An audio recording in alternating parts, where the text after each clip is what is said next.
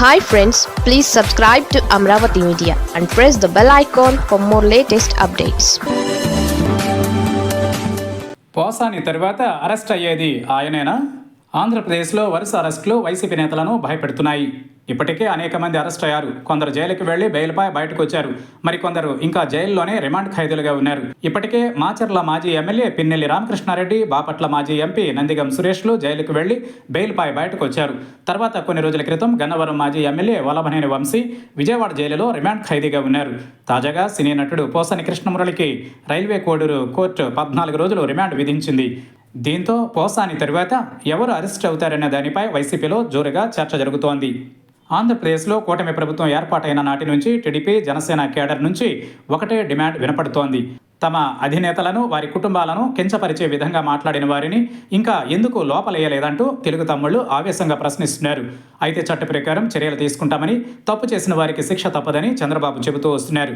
కానీ 9 నెలలవుతున్నా తమ అధినేతలను, కుటుంబ సభ్యులను కించపరిచిన వారిని అరెస్టు చేయకపోవడం ఏంటని ప్రశ్నిస్తున్నారు. అరెస్టు చేయాలంటూ నిలదీస్తున్నారు. నిజంగా ఇది అధికారంలో ఉన్న నేతలపై కొంత ఒత్తిడి పెరిగిందనే చెప్పాలి.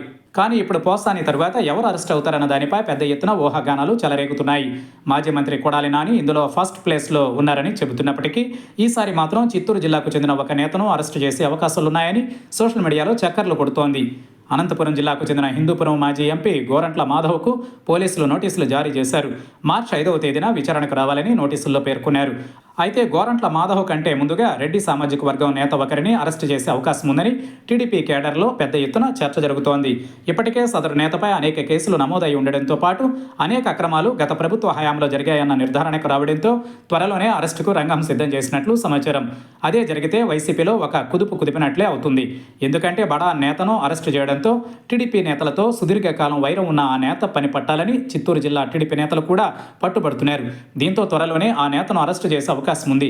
ప్రస్తుతం కృష్ణా, గుంటూరు జిల్లాలకే పరిమితమైన అరెస్టుల పర్వం చిత్తూరు జిల్లాకు పాకే అవకాశం ఉందని తేలడంతో ఫ్యాన్ పార్టీలో కొంత అలజడి రేగిందనే చెప్పాలి. మొత్తం మీద వరుస అరెస్టులతో వైసీపీ నేతలు భయపడిపోతున్నారు.